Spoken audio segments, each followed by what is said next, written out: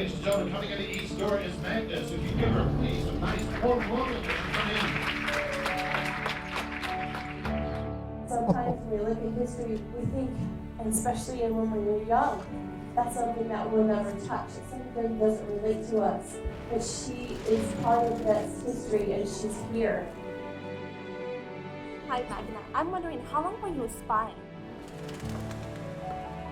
Our generation tends to glorify what the word spy means. Yeah. What did your job as a spy actually entail? What do you want?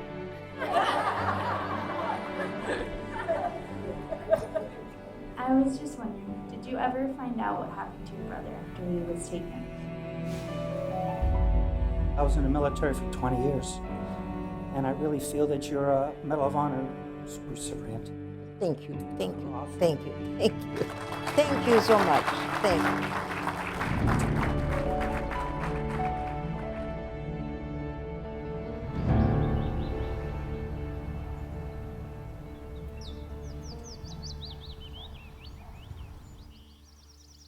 Hello, Magda. How are you? I feel good today. What about you? Fine, thank you very much. When you sleep at night, do you dream? Yes, Black and white or color? black and white. What language do the people in your dreams speak? Polish mostly, and then English. You're 93. Yeah, I'm 93. Well, sweetheart, I am not thinking so much on my age, as I'm thinking more on my younger years and how courageous I was. I don't know how I did it, but I did it.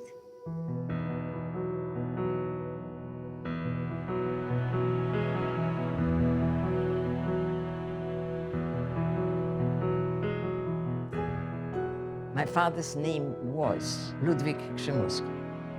He was a lawyer. He never practiced law.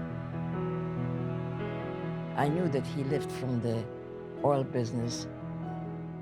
He was an unusual man.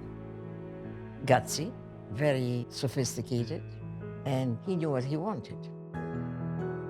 My mother's name was Helena Schimuska. She was a gorgeous woman. She had blue eyes and black hair, and she had a classic, beautiful nose, full lips. She was quite beautiful. And I suppose that's why my father fell in love with her. Her parents were owner of a restaurant in the city of Brody. My father's father was one of the dignitaries who happened to settle in Brody. But the one thing that I know for sure is that they fell in love. My mother was Jewish and my father wasn't. And consequently, they had a big thing to overcome. My brother was Adam Schimuski. I can't say anything else but that he was a sweetheart. Adam was 7 years older. So he was already in school when I was still in diapers, I think. Anyhow, he loved me particularly. I was totally in love with my brother. We enjoyed each other very much. Adam was a good man, very, very persistent. And when he set his mind to something, he did it. My name is Magdalena Schimuska. My mom saw a little girl from Hungary that she adored. She was named Magda. And she decided when she has a daughter, her name is going to be Magda. And so that's where the name came from.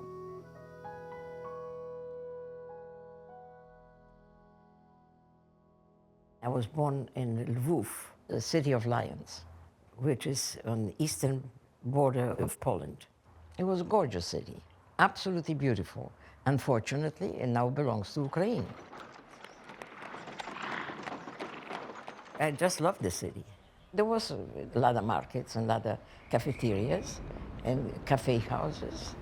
The city was full of fun, and we really enjoyed it. I was in a fabulous school. I was there before the war. The Polish people were very happy. The Poles are really artistic and very decent people. In Poland, generally, the religion was very important because most of the Poles were Catholics, at least 75% were. And my mother, being Jewish, was not that welcome. In Poland at that time, when your father was Catholic, the kids took his name and his religion. As my mother let us know, we were open-minded for all kinds of religion. We were half Catholics. So just as easy as it say half Jewish, we were half Catholic. You couldn't take it away from us.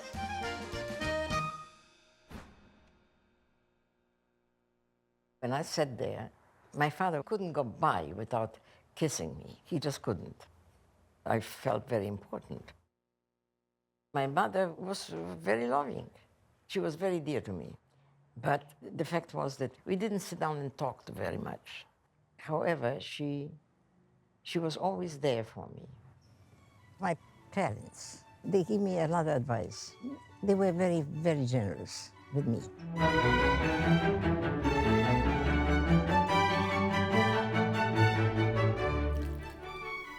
We lived very well.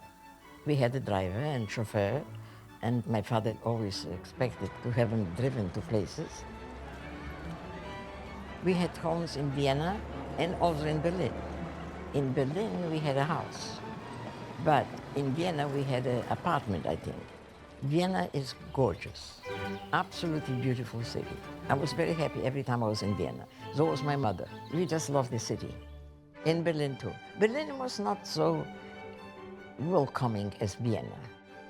The Berliners were a little bit aloof. Hund,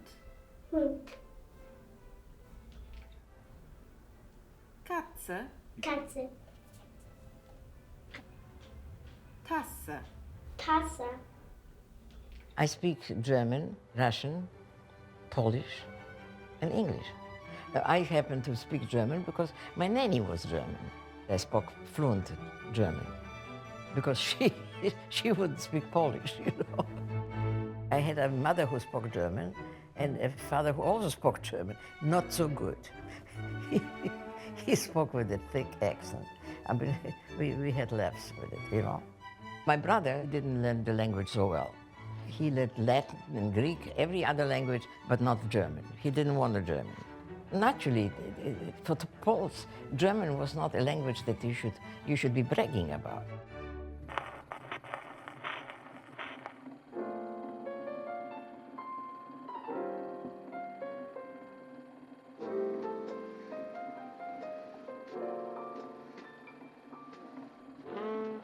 My father and I were sitting together, and my father confessed that he had a girlfriend, and my mother was very furious.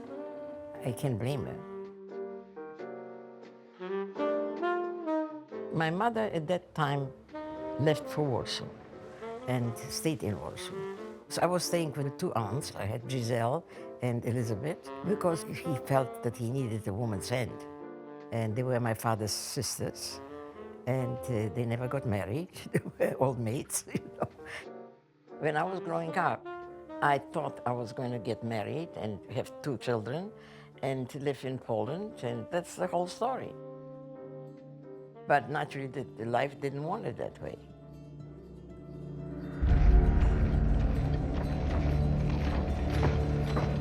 I was about 16 when I heard about the Nazis. I heard the word Nazis before the war. Poland, September 1939. The German foe begins its ruthless march of conquest and sets the stage for World War II. Poland's 34 million inhabitants, crushed, scattered, and enslaved. We knew that the war started because of the Germans coming in, shooting and killing people.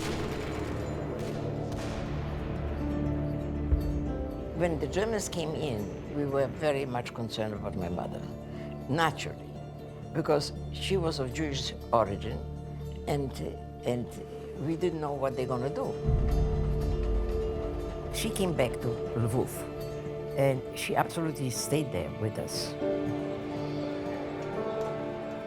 We sat in a coffee house, and somebody came over and said, the Nazis are coming. And my mother said, oh no. I mean, she couldn't believe it, you know?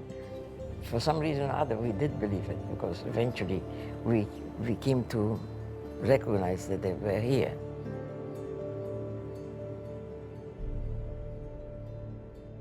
There was no place to go, because Germany was on one side, and Russia was on the other, and Czechoslovakia was down below.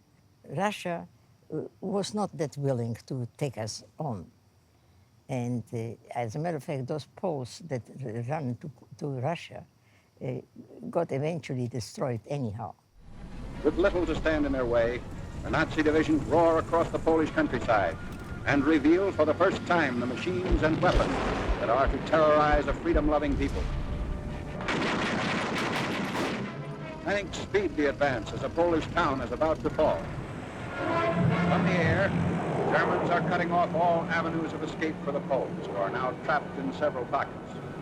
My father knew what was coming. He probably did, because he was in the First World War. He realized what they were, the Nazis. However, none of us realized how brutal they were. But we realized enough to think that it would be better if we're not there, you know, if we're not in their way. We went from Lviv to Krakow, from Krakow to Warsaw, because in Krakow we lived a very short time. And in Warsaw, my father felt that we better lost in this huge city, you know, rather than in Krakow, which was much smaller. Warsaw was very nice, but we weren't that welcome, because a lot of people came from the east border because they ran away to main town. We settled in Warsaw, and we had to wait until they came. The siege of Warsaw. The big attack begins 31 miles outside the capital. Shells are dropped into Warsaw without let-up as day by day the Nazis forge a tighter ring of steel around the almost helpless city. We felt tragic because we realized that the Germans occupied part of Poland, and it was horrible. We never liked Germans or Russians, because the Germans and the Russians were enemies of ours, and they always occupied our country. Nazis came into Poland because they wanted the land, and there was rich land and very well taken care of, because the Poles were 70% peasants, and they had wonderful crop. Poland was always a treat for Germany. Warsaw is lost. A vicious Nazi attack has left the city in ruins. In less than 30 days, Poland has fallen. Warsaw's final surrender comes on September 27th. When they came into Poland, they start ruling with a very hard hand. I really think that the Nazis were against the Poles just as much as they were against the Jews. They took our land, they took our home, they took everything they could and just accepted it for themselves. Very, very depressing. The occupation of Warsaw by the enemy is now complete. The Poles have fought bravely against this foe, but were overwhelmed by the sheer superiority of numbers and fighting equipment. Polish defenders come up to surrender their arms. Germans claim sizable quantities of guns and ammunition taken throughout the country. There was no time for the Poles to destroy their weapons. So quickly did the Nazis move in and dominate each position. The Polish army fought courageously, but the German army was much stronger. And eventually they destroyed it. Whatever is left over of the army was put together, and they created a new army. It was the Polish underground army. My brother was with the underground army for quite a while. Adam got involved with the Polish underground army because his mother was Jewish. When I was 17, he was 24. So even though I was still kept a little innocent, so to say, he knew very well what was going on. During the war, when the Germans came to occupy my country, my brother mentioned something to me that maybe I should meet some Poles that he knew. He said, I was with the underground army and they need somebody to go to Berlin and somebody to go to Vienna who speaks German fluently and who can pass for German. I remember they said to me, you know, you speak perfect German. Why don't you go for us to Germany? I said, why not? And that was the end.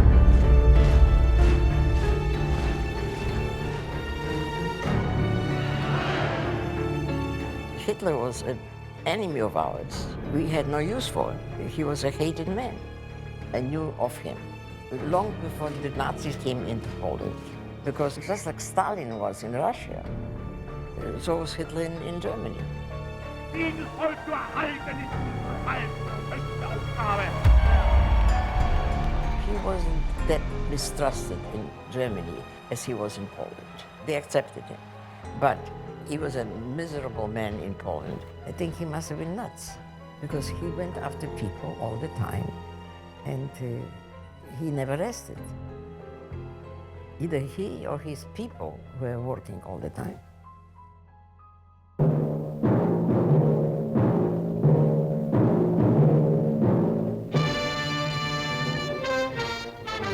Nazi heads look normal enough on the outside, but what makes these heads different is what goes on inside. This little thinking machine specializes in perfecting methods of destruction. The most ingenious weapon that this brain has perfected is this. The Nazis developed this weapon in peacetime. The German citizen was the guinea pig. They poured the stuff on, and if his right arm went up, he was certified as a member of the great master race. Others weren't eligible. A weapon of war. Play race against race. Aryan, this race, that race, this race, that race, this race, that race, this race. And fear and suspicion, prejudice and hatred had done their work in Europe. Split up for Nazi conquest. The Nazis changed a lot the characteristics of Poland. When you came into a store or something, you had to say Heil Hitler. The Gestapo was always on the streets, always looking for victims.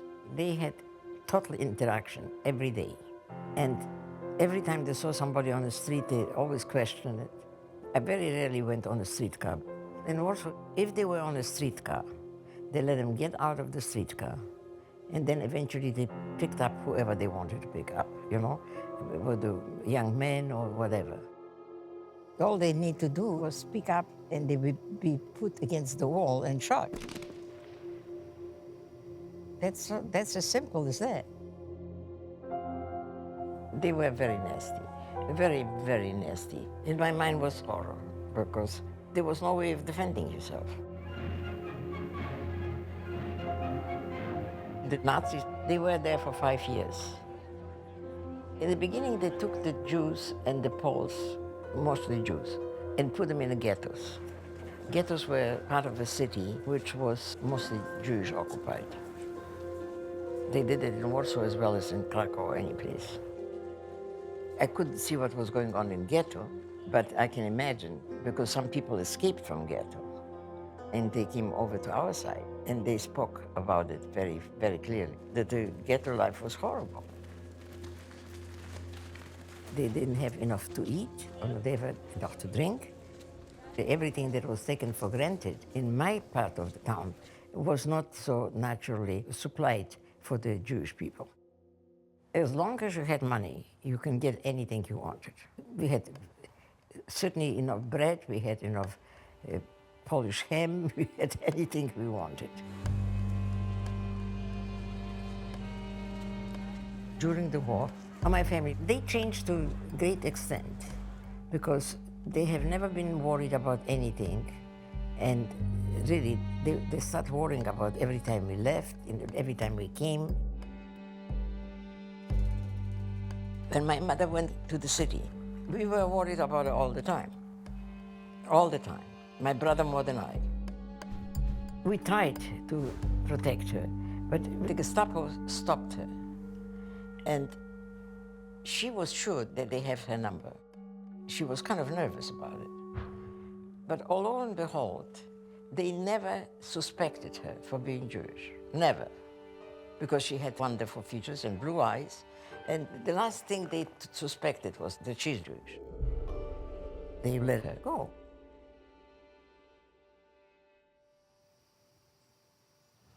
Were you really a spy? I beg your pardon?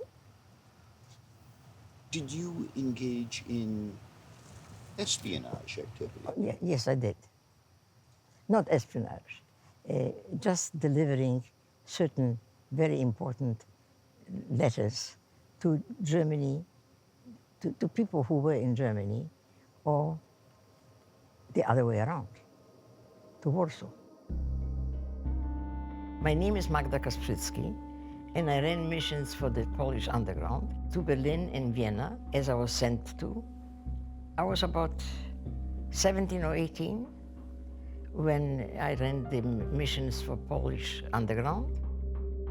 During the trip to Berlin and Vienna, I called myself Magda Heiß. Heiß means, I think, hot in German. Dr. Heiß was a really God-sent person. He came from part of Germany on the western border. He was obviously not a Nazi. He was a doctor, and he came to my parents and he explained himself what he was. Then he said that I could use the name. And then I got the passport, which was fabricated by Poles.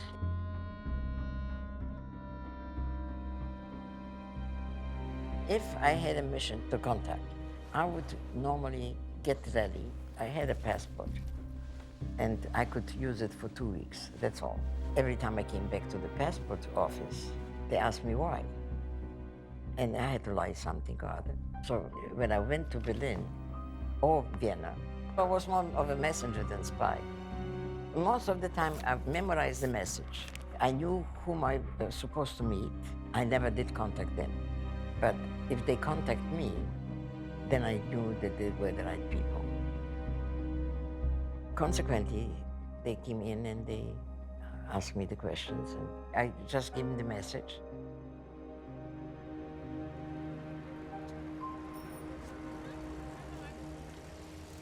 When I went to Berlin, I stayed overnight. Berlin was really bombed. It was destroyed. The bombers came mostly in at night. They came every night and they bombed. We went into the cellar. We had a number of people in the cellar with the children and everybody. It was normal human behavior. When you were in danger, you had to hide. I mean, nothing else there to do. So naturally we went to basement or cellar, whatever it was, wherever you might have been a little safer, but not much. My parents didn't know much about what I was doing because they knew that I traveled to Berlin and Vienna, but they didn't know anything more. They must have been thinking that we're doing something forbidden. We couldn't discuss it with anybody, not even your own brother. Somehow, we got away with it without having a difficult time with my parents. I don't know what the hell exactly they knew, but I think they had a general idea what we were doing.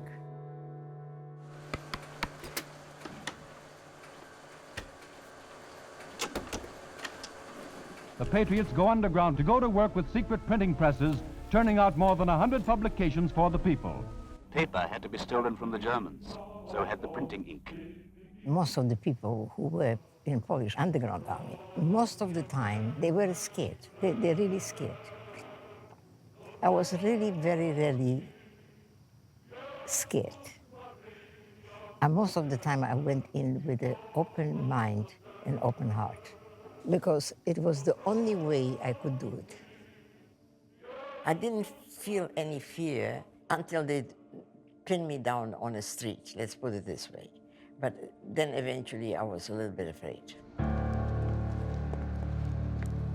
The Gestapo, first of all, they started knowing us too well. They realized that we were coming across, and they became very, very inquisitive. And then I realized that there was a reason for it.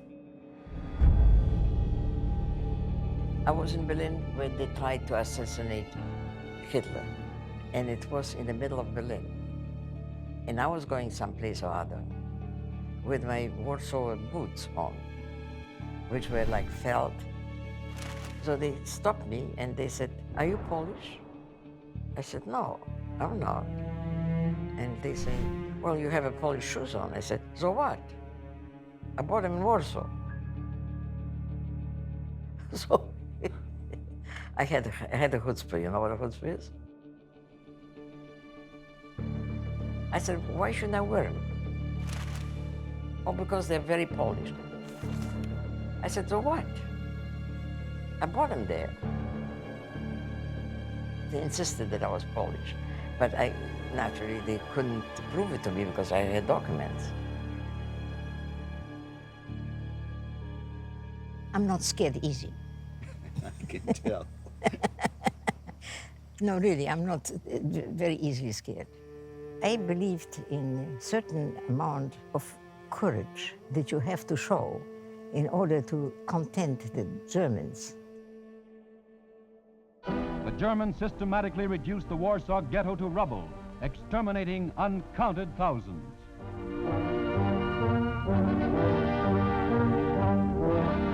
The underground still cover public places with their symbols of resistance, and every day sees new examples of their unrelenting courage in acts of sabotage. So efficient is their work that during the year, only 2/3 of Nazi troops and supplies reach their destinations. They dare to string up caricatures of Hitler. Poland will never die. The cause was very important, and I think it was important to me and to all the Poles that we do it right. The underground army, we fought for our own freedom, for Poland. It wasn't like individual. It was the mass of people trying to get free. Our freedom, it's terribly important when you don't have it, because you don't realize it, what it means, until you lose the freedom of anything that shows you what the freedom is. And the Nazis had to go. That was positively. But we had to wait until they decided to move. We waited for 5 years before they left. I cannot tell you what it meant to us that they were sitting on top of us. They were cruel and mean and ugly, and there was no end to it.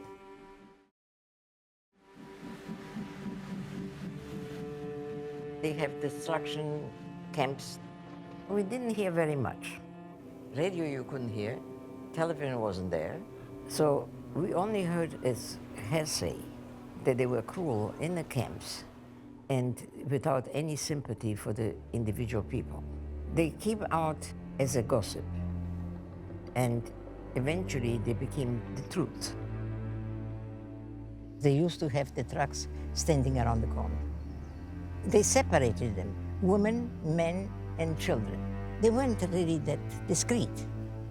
In 1943, I realized that the trucks were not really going to a camp, but they were going to be destructed. And that was very, very hard to believe, including the fact that my mother was Jewish too. They either could find her among us, or they could find her and us as well, because it was no practical reason for them not to do it, because they dug people from 4th generation. They didn't care.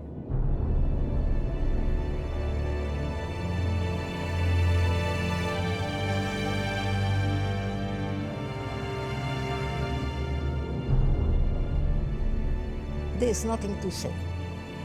It's just self-explanatory. You cannot describe this kind of horror to anybody. It's very hard to believe that people could do that to each other.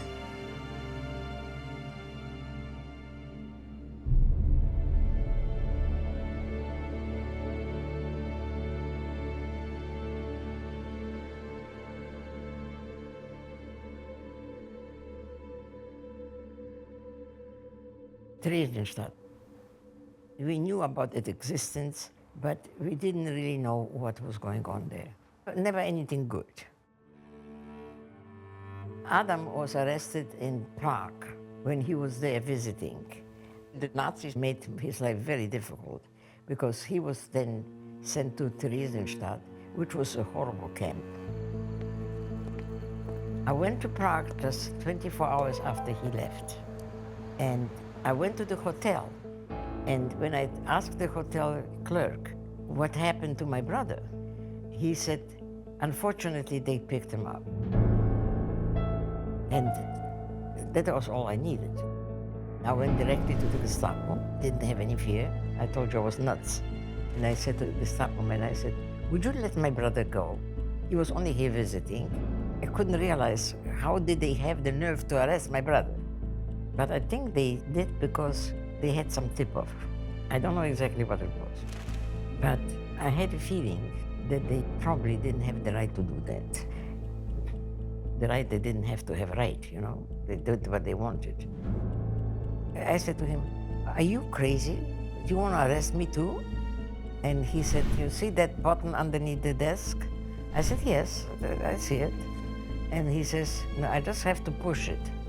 You won't be able to open the door. And I said, what, are you trying a game with me or what? Let me get the hell out of here. That's exactly what I said, I think. Obviously, I was kind of cute and young, you know, because he let me go. I had the nerve to go to the Gestapo. I don't know how I did. How I exposed myself to all the danger without even fear. I couldn't understand that.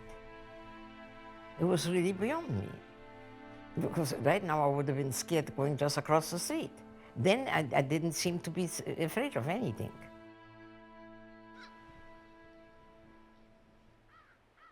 Adam was sitting in a camp, and we were really in panic. We didn't know what the hell they're gonna do with him. And we didn't know what to do. We had very few communication from him in a camp because, first of all, they couldn't write.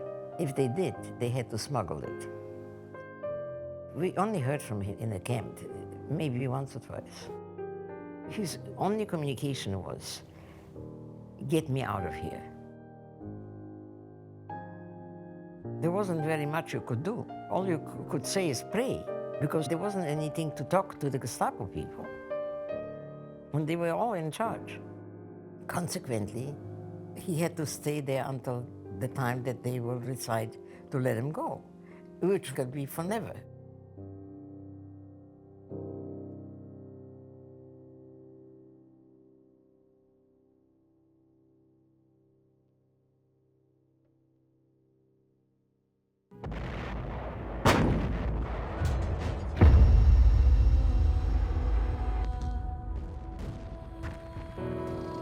War is a cruel, horrible imposition on people who want to live in peace.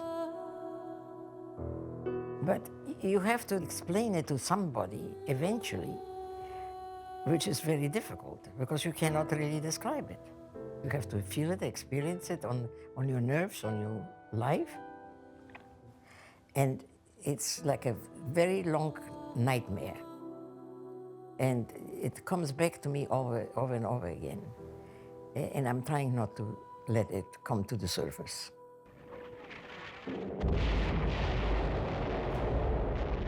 Yesterday, December 7th, 1941,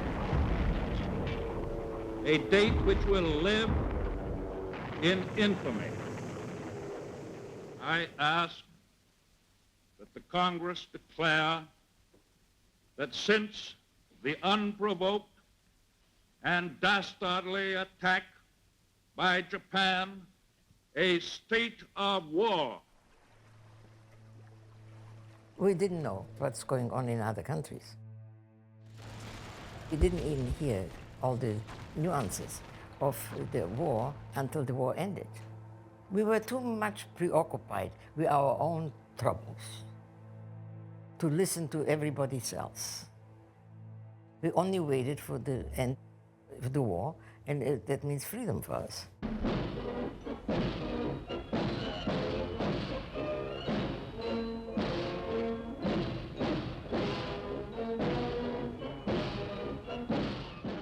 Arrogant, well-trained, the Nazis marched through Warsaw's streets. The world was permitted to view this display of military pomp and expected to bow before Germany's might. But the events of years following Poland's setback were to tell another story. The Allies are fighting to prove that these goose-stepping legions are not supermen, that the events of September 1939 shall never happen again. The war didn't shift so early because the occupation started in 1939, but they did not leave until 1945. We knew sooner or later they have to withdraw. And the reason was that the Germans occupy us against the law and against everything that dictated humane behavior. We had hope that eventually this occupation will end. And we were right. Entering the final phase of victory over Hitler's Nazis, Yank armies swarm across Western Germany, bringing devastation to cities of the Reich. Well, the war ended with a big noise, you know. We realized that was the end of it when they started withdrawing and they started getting out of the city.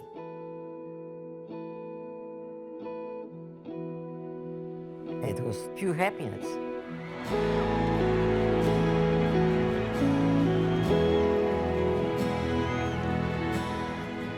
It was tremendous change because we felt free. That's not something that you can describe.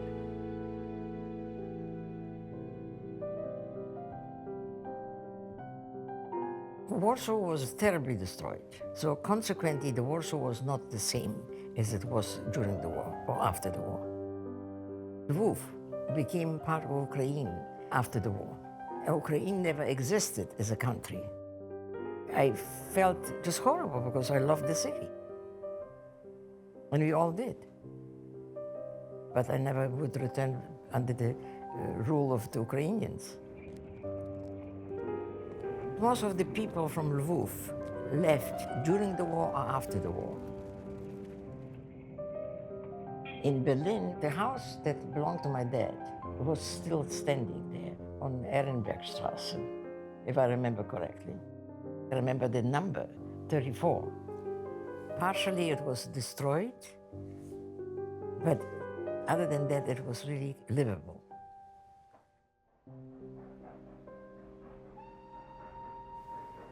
Well, we didn't know if my brother survived or not.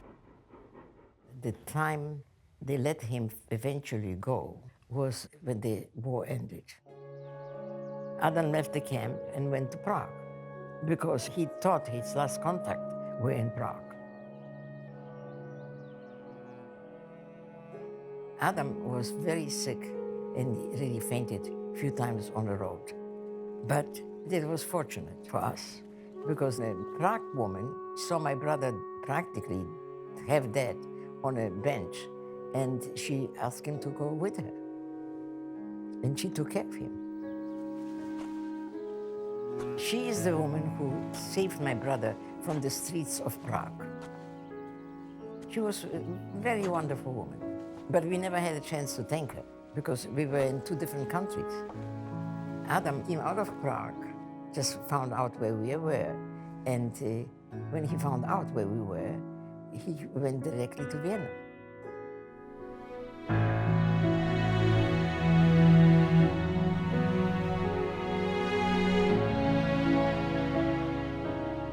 rejoicing because we never thought we'd see him again. We never, really, that was a very big question if we will ever see him again.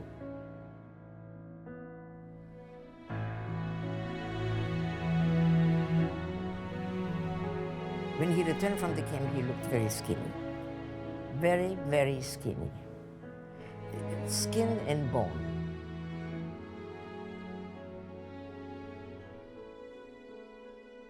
He was a victim of the Nazis. And he survived it. How he did it, I don't know. He just did it. I was very grateful for God.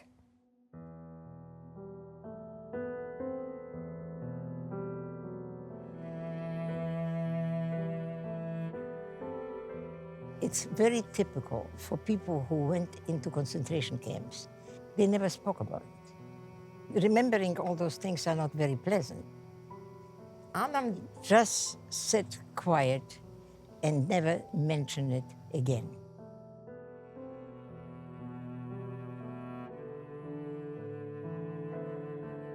I survived in spite of the difficulties that come in my way. First of all, the war, living during the war, and then right after the war, I had a difficult time. What I did was dealing with the used cars. Everybody needed a car at that time. And later, I survived.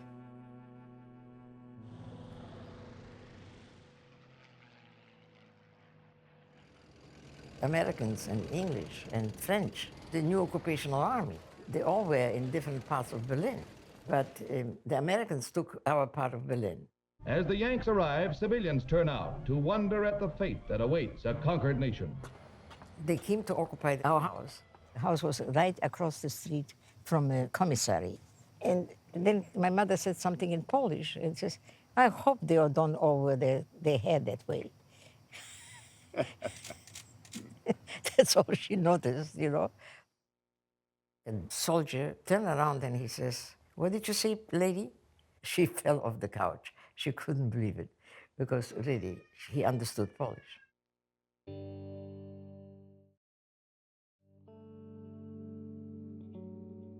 Matthew Kasprzycki was his name.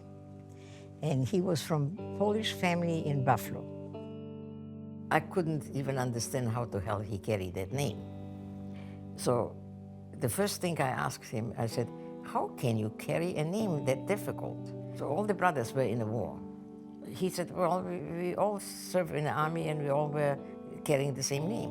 And so I said, well, that's fabulous for you, but not very easy for other people. Matthew was a major in the United States Army. Major Kasprzycki was a commanding officer of 1/4 of the city. He was a kind, very distinguished man. We hit it off right away. I liked him and he liked me. So when he went to America, he wrote me letters, which were very funny because we couldn't read them, you know. My Goldilocks is sweet. Her name is Magda. Her eyes are blue. Her hair is golden. Her teeth are pearly. And also her hair is curly. They were very humorous and very nice letters. He wrote mostly about America and how different it looked to him after all the years in the army. We had a very wonderful correspondence.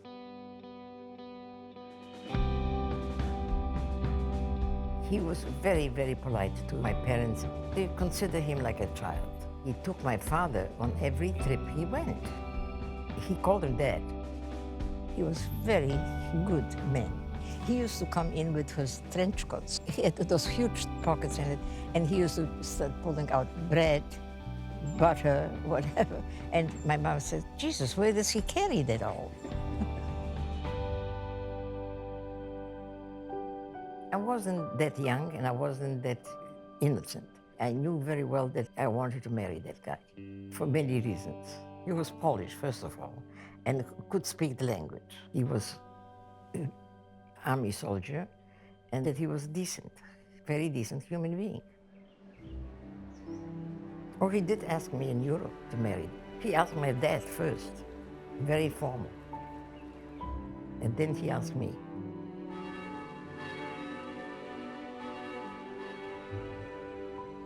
We get married in Berlin. It was kind of a large wedding, yeah. And we had a lot of people there. And we stayed in Berlin for a while, and then we moved on. When we moved on, we went actually to America. And we went with a boat. I never forget that.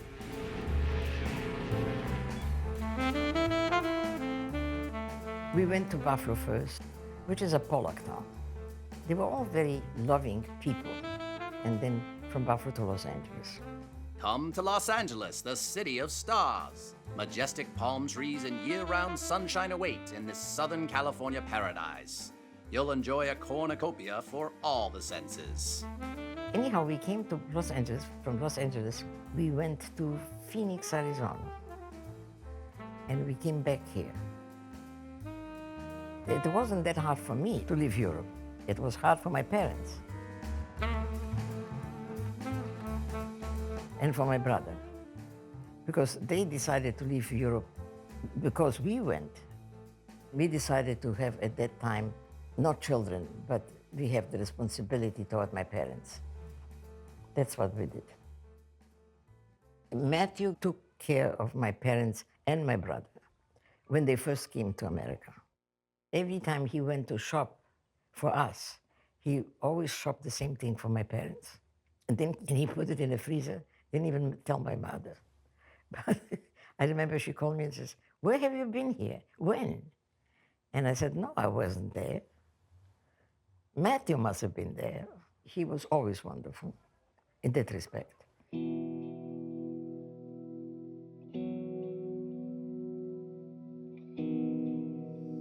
He was the kindest, sweetest guy that you ever imagined. There was never anything crooked about him. Never, never. He would never offend anybody by knowing it. He was very straightforward and very delicate. The time that we were here was always very important to us because we decided to like the city. However, it's never the same as my hometown. They have no comparison. I couldn't speak English. I couldn't speak English at all. So consequently, it was strange. First of all, the shopping and everything else was very different. My father would turn to the Polish paper. Life wasn't easy, very difficult, because he was unimportant here, with the exception of the few church and people that were around the church. And I don't know that he was very happy here. My mother, she was happier. Eventually she went to Saks Fifth Avenue and got work there because I did. Adam, he had a son, and he lived for the son, Andrew.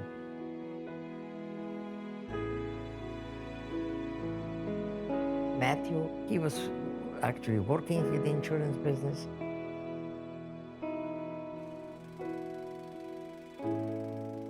We lived in different places. So eventually it took time for us to take a house. And then when we had a house, it was on Sierra Bonita. My Sierra Bonita life was very joyful because I had everything I wanted. And the house was big and very comfortable. We had a happy life. We had a very, very comfortable, easy life.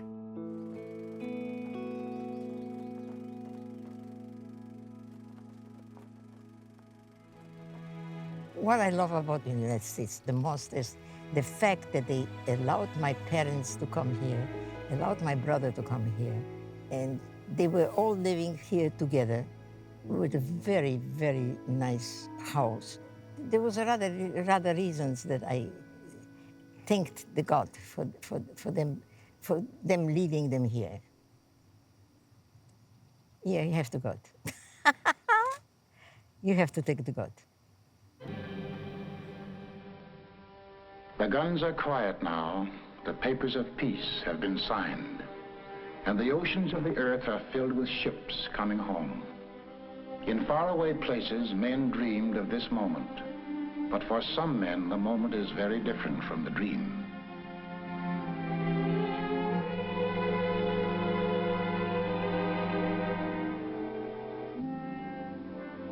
This hospital is one of the many for the care and treatment of the psychoneurotic soldier.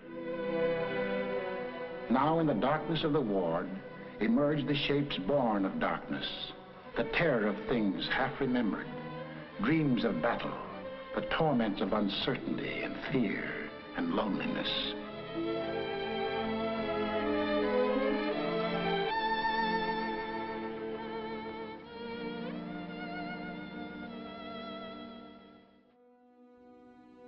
Matthew had it rather heavy. Get in a hole. Shells are bursting all around. He insisted that we sleep in 2 different beds. Not in only different beds, but different rooms. And I couldn't understand that. And I said, my God, why are you so funny? And he said, because I try to protect you from my own outbursts, which happened at night. He could hardly ever fall asleep without having nightmares. It was really hard for me to believe that he had it so long. It was very difficult for him to accept it.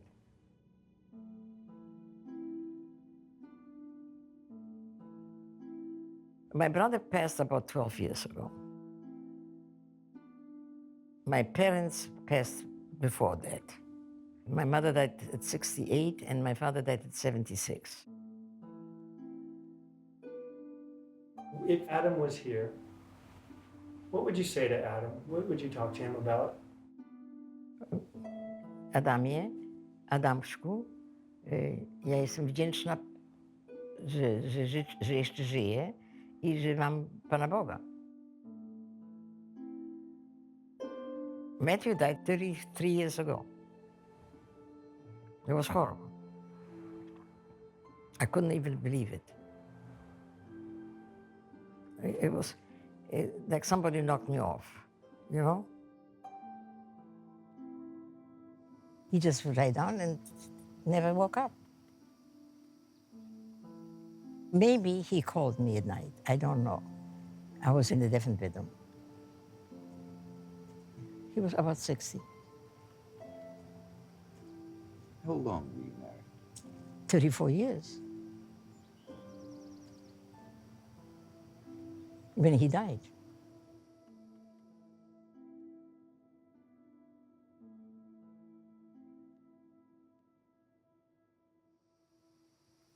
Some people say we only fall in love once in our lifetime. Mm-hmm. Is that true? Yes, I think so. I think so. He was a generous, very kind, very sweet guy. I adored everything he did. And actually, I have never been tired of him because he was full of surprises. And he was a wonderful sense of humor. I feel he was very unfair leaving me like alone.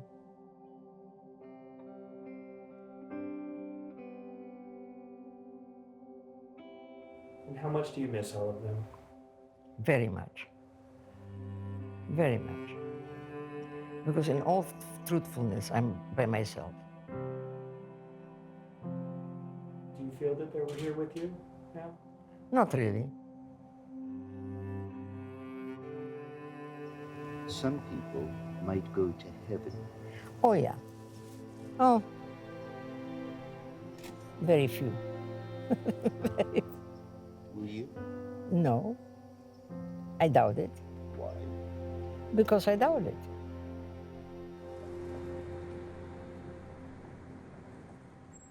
In 2006, I was diagnosed with breast cancer. And at this point, I don't know what's going on there. Really, I don't know. Comparatively speaking, with all my experiences during the war and after the war, this was nothing important. It was just like other thing to overcome. Yeah, it doesn't mean that it wouldn't return. And my return.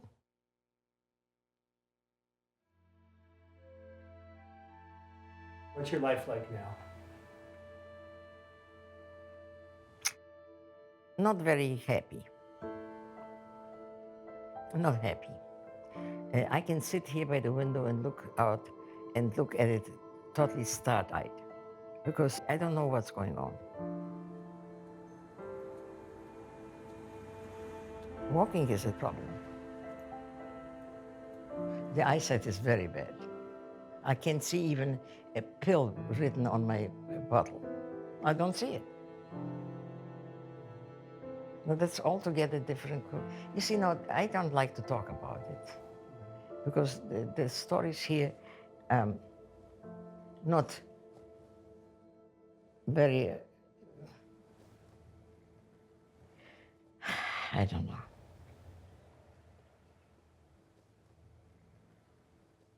I don't know.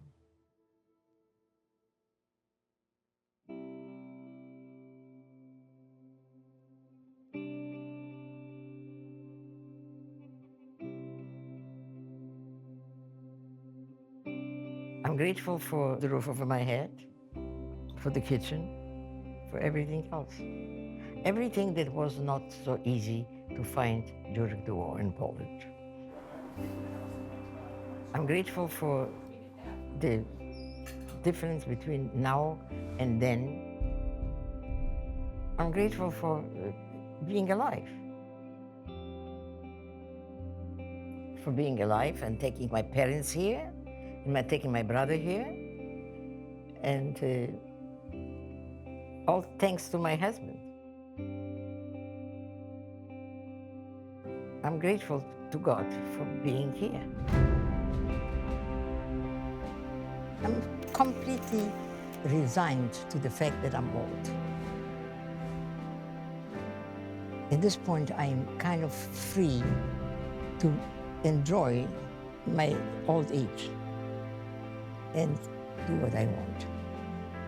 Whatever time comes, that is a good time for me. People my age are really not existing. They're very few. Believe me, there is very few people who my age who still feel strong. And I do feel strong. I am not thinking so much on my age. As I'm thinking more on my younger years and how courageous I was. Because really, I don't know how I did it, but I did it.